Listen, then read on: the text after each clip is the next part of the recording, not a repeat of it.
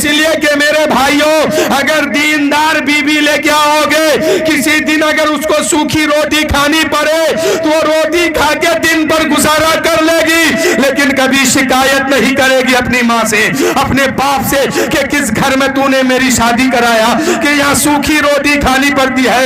یہ کب ہوگا؟ جب دیندار بیوی اٹھا کے لاؤ گے اور اس کو دلہن بناؤ گے، وہ سوکھی روٹی کھائے گی اور صبر کرے گی، اللہ کی بارگاہ میں دعا کرے گی مولا میرے شوہر کو کامیابی دے۔ اے میرے دوستو آج شوہر کا مقام دیکھا نہیں جاتا ہے، آج بیوی ہو کر کے شوہر کو انگلیوں پہ نچاتی ہے۔ لیکن میرے دوستو حدیث پاک میں ہے جو بیوی اپنے شوہر کو تکلیف دیتی ہے، جو بیوی اپنے شوہر کو دھمکاتی ہے، جو بیوی اپنے شوہر کو مارتی پیٹتی ہے یا کیس مقدمہ کر کے جیل بھیجوا دیتی ہے، یہ بیوی اگر نمازی ہے، روزے دار ہے، دین کے پابند بھی ہے، لیکن یہ جنت نہیں جا سکتی ہے۔ جنت میں وہی بیوی جائے گی جس کا شوہر راضی ہے، جس کا شوہر خوش ہے۔ اس لیے کہ اللہ کے رسول نے فرمایا ہے اے بچوں سنو، تمہاری جنت تمہاری ماں کے قدم کے نیچے ہے، اور آقا نے فرمایا ہے کہ اے بیویوں سنو، تمہاری جنت تمہارے شوہر کے قدم کے نیچے ہے۔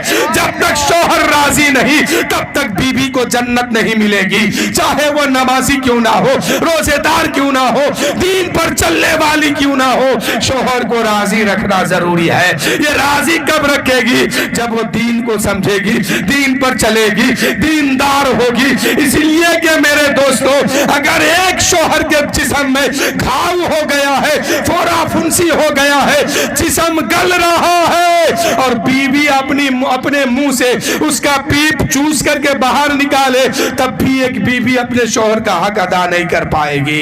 اس لیے کہ شوہر کا حق بہت اونچا ہے، اس کا مقام بہت بلند ہے۔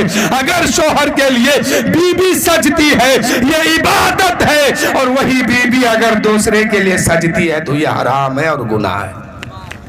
آج معاملہ الٹا ہو گیا، آج ولیمہ میں بیوی آ جاتی ہے تو کیا کرتی ہے؟ سج کے سور کے دوسرے کو دکھانے کے لیے شادی میں جاتی ہے، کریم پاؤڈر التا جو ہے سب لگا لیتی ہے۔ لیکن اگر یہی سجنا سورنا اگر اپنے شوہر کے لیے کرتی تو عبادت کا ثواب ملتا اس کو۔ اس لیے کہ بیوی کو سجنے کا حکم جو ہے وہ صرف شوہر کے لیے ہے، اور دوسرے کے لیے سجنا سورنا یہ بالکل حرام ہے، حرام ہے۔ سجنا بیوی کو شوہر کے لیے ہے، سنبھلنا بیوی کو شوہر کے لیے ہے۔ ایک بیوی جب سج کے سور کے شوہر کے سامنے آتی ہے اللہ تعالیٰ اس کو عبادت کرنے کا ثواب عطا فرماتا ہے۔